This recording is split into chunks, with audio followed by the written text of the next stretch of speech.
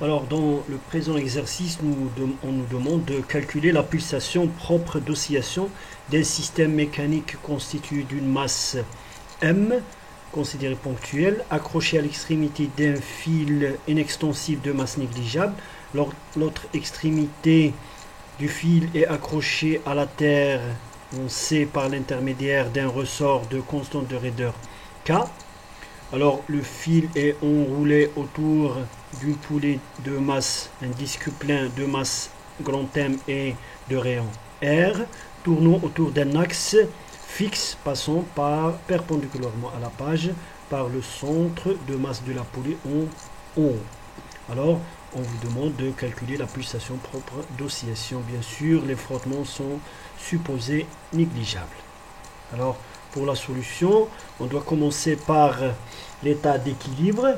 Alors, à l'état d'équilibre, on va prendre le fil, l'attacher à un ressort de longueur L0 et on va l'enrouler autour de la poulie. Alors, une fois la masse attachée au fil, celle-ci va atteindre une position dite position d'équilibre. Le système est immobile. Alors, avant d'atteindre cette position, la poulie est à tourner d'un angle θ0. Par exemple, on prend le niveau horizontal comme le 0 des θ. Le ressort s'est allongé d'une longueur delta L à partir de sa longueur à vide L0 et le système est immobile. Alors, puisque nous avons deux masses, la masse petite masse ponctuelle et la poulie de masse grand M, la petite masse fait une translation, c'est pour ça on applique le principe de la dynamique de Newton, la somme des forces égale à 0 puisqu'il n'y a pas de mouvement. Maintenant, pour la poulie qui fait une rotation, on a la somme des moments des forces externes s'appliquant sur la poulie égale à 0. Alors, on commence par la petite masse. Alors, à l'équilibre, on a... Alors, avant de passer à l'étude, je dois mentionner qu'on doit choisir une direction positive du moment de translation de en bas sur une droite X, voilà, pour la masse, la petite masse, alors que pour la direction de rotation, on choisit cette direction qui est la rotation anti-horaire de la poulie. Voilà. On pouvait choisir d'autres directions, mais on va prendre celle-là. Maintenant, pour les forces qui agissent sur la masse petit m en équilibre, sont bien sûr, comme vous le voyez sur la figure, son poids m fois g. G, c'est l'accélération de pesanteur. Et T1, c'est la force de tension du fil qui maintient la masse à sa position d'équilibre. Voilà, mg plus T1 égale à 0. Alors par projection dans cette direction, on voit bien que mg est positif alors que T1 est négatif. C'est pour ça qu'on écrit mg moins T1 égale à 0. C'est l'équation 1. Maintenant pour la poulie, on voit bien sur la figure que la poulie est soumise à 4 forces. Alors T2 c'est la force du fil à gauche. T3 c'est la force du fil à droite. N, c'est la force de la réaction de l'axe autour duquel la poulie fait une rotation. Mg, c'est le poids de la poulie. Voilà. Elle émane du centre de masse de cette dernière. Voilà. Alors, pour les moments de ces forces, on écrit O vectoriel mg. Alors, on va choisir les moments, de calculer les moments par rapport à un point O. Alors, on va choisir O pour éliminer les moments des forces mg et n. Alors, c'est pour ça on va écrire OO vectoriel mg plus OO vectoriel n plus R2. Alors, R2, c'est le bras de levier ou bien le vecteur position entre O et le point d'action de T2. R2 vectoriel T2 plus R3 vectoriel T3, voilà, c'est entre le vecteur qui relie le point O et le point d'action de la force T3 égale à 0, puisqu'il n'y a pas de mouvement. Alors, puisque OO, c'est-à-dire que le point d'action de la force N, mg, sont confondus avec le point O, par rapport auquel on calcule leur moment, OO égale à 0. C'est pour ça qu'on aura R2 vectoriel T2 plus R3 vectoriel T3 égale à 0. Alors, il nous reste à calculer ces deux produits vectoriels. Alors, sur cette figure, on voit bien que R2 est dans cette direction, T2 est dans cette direction. On voit aussi que l'angle entre ces deux vecteurs est toujours pi sur 2. Voilà. Maintenant, on va choisir la direction dans cette direction, c'est-à-dire que on va choisir la convention du tire-bouchon. Alors, si on fait une rotation dans cette direction, c'est moins k, alors que si on fait une rotation dans cette direction, voilà. Alors, si on fait une rotation dans cette direction, c'est moins k, alors que si on fait une rotation dans cette direction, c'est plus k. C'est pour ça, R2 vectoriel T2, alors on va de R2 vers T2, c'est suivant la direction positive, c'est pour ça on a plus K, R2 T2 sinus pi sur 2, puisque l'angle entre ces deux vecteurs est pi sur 2, K, plus R3 T3 sinus pi sur 2, moins K, puisque on fait une rotation dans cette direction, c'est pour ça on a moins K égale à 0. Alors par identification, on a sinus pi sur 2 qui est égal à 1, R2 T2 moins R3 T3 égale à 0, ou encore RT2 moins T3 égale à 0. On trouve le résultat suivant qui est T2 égale à T3, ce qui est par intuition physique, on peut l'imaginer, c'est que à l'équilibre, on a cette tension du fil qui est égale à cette tension du fil T2 égale à T3. Voilà. Alors c'est un résultat important qu'on va l'utiliser après. Maintenant, on va utiliser les résultats que nous avons déjà obtenus. Alors on a mg moins T1 égale à 0, c'est que mg égale à T1. On a T1 égale à T2. Voilà. C'est que on a la tension du fil T2 égale à la tension du fil T1, les tensions de part et d'autre du fil, T1 égale à T2, T3 égale à T4 égale à K delta, voilà, T3 égale à T4, mais on voit bien que T4 égale à la tension du ressort à l'équilibre, c'est-à-dire que le ressort à l'équilibre s'est allongé d'une distance delta L. Alors bien sûr T4, le module de T4 égale à delta L fois K, c'est fois la constante de Rader. C'est pour ça on écrit T3 égale à T4 égale à K fois delta L. C'est une valeur positive puisqu'on parle de module. Maintenant on a de 1, on a mg égale à T1 égale à T2, voilà. Mais T2 égale à T3, comme on a déjà obtenu ici, 2, égale à K delta L, ce qui nous donne mg égale à K delta L. Alors, delta L, l'élongation du ressort à l'équilibre égale à mg sur K. Maintenant, on rappelle ici que le delta L à l'équilibre, le delta L, voilà, l'élongation du ressort à l'équilibre égale à cet arc qu'a fait la poulie en tournant autour de l'axe qui passe par O, c'est-à-dire que delta L égale à R θ 0. Voilà. C'est pour ça on peut, à l'aide de cette équation, trouver la valeur de θ 0 que la poulie a fait en tournant autour de l'axe O avant d'atteindre l'équilibre, c'est que θ 0 égale à mg sur kr, grand R. Voilà. Maintenant, dans le cas du mouvement, voilà. Alors, j'ai fait le dessin ici de 2 cas.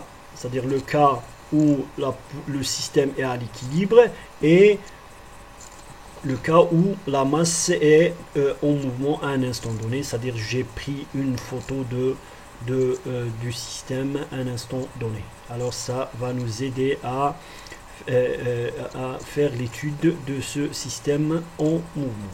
Alors maintenant, pour la masse, elle est à l'équilibre, le ressort a une longueur élongation delta L, la poulie a tourné d'un angle θ0 qu'on connaît déjà. Maintenant, en mouvement, la masse M s'est déplacée d'une longueur x dans la direction positive. Le ressort s'est allongé encore d'un angle r θ, voilà, parce que la poulie a tourné d'un angle r θ, et on va étudier le système sur deux étapes en étudiant le mouvement de la masse et le mouvement de la poulie. Alors cette fois-ci, on a la somme des forces qui agissent sur la masse M égale à m fois l'accélération, qui est égale à dv sur dt égale à m la dérivée deuxième du vecteur position de la masse par rapport à un point qu'on va prendre à l'équilibre, c'est-à-dire le zéro de déplacement de la masse est à l'équilibre. Voilà, c'est plus simple. C'est pour ça on va écrire le vecteur position de la masse égale à OM, voilà, égale à x fois i, c'est dans cette direction. Alors la dérivée deuxième de x, puisque par projection sur l'axe des x, alors mg est suivant la direction positive, alors que t1 est suivant la direction négative. C'est pour ça on écrit mg moins t1 égale à mx 2 points, ce qui nous donne t1, la tension du fil à un instant donné, égale à m fois g moins x 2 points. Voilà, x 2 points c'est l'accélération de la masse, alors que g c'est l'accélération de pesanteur. Maintenant pour la somme des moments de la poulie, des moments des forces de la poulie. Alors, de nouveau, on va calculer les moments des forces par rapport au point O. Voilà, point O ici. Alors, on aura O vectoriel mg plus O vectoriel n plus R2 vectoriel T2 plus R3 vectoriel T2 égale à la variation dans le temps du moment cinétique de la poulie. Bien sûr, le moment cinétique, comme on l'a déjà défini, égale à, dans ce cas où l'axe de rotation est fixe, c'est un cas particulier, c'est égal à au moment d'inertie de la poulie autour de l'axe de rotation, par rapport à l'axe de rotation, pardon, fois θ point, c'est la vitesse angulaire, c'est la variation de θ dans le temps. Voilà. Alors bien sûr, OO vectoriel n et OO vectoriel mg égale à 0, puisque le point de O est confondu avec les points d'action des vecteurs n et mg. Il nous reste R2 vectoriel T2 plus R3 vectoriel T3 égale à I d oméga sur dt, puisque I ne dépend pas du temps. Alors oméga, c'est un vecteur de rotation, de vitesse angulaire. Alors, sur cette figure, on va définir R2 qui est égal à moins RI, puisque R2 a un module de le rayon de la poulie, égal à moins R, puisque c'est dans cette direction, alors suivant cet système d'axe. R3 égale à R fois I, puisque c'est dans cette direction. T2, c'est moins T2 fois J, puisque c'est dans la direction opposée de J. T3 égale à moins T3J, et oméga, puisque la poulie fait une rotation autour d'un axe perpendiculaire à la page, c'est-à-dire suivant K, c'est pour ça on écrit oméga égale à oméga, le module, la vitesse angulaire, fois K, le vecteur unitaire. Alors, on a R2 vectoriel T2 égale à RT2 fois I vectoriel J égale à RT2 fois K, puisque I vectoriel J égale à K. Alors, on applique cette règle cyclique, I vectoriel J égale à K, J vectoriel K égale à I, et ainsi de suite.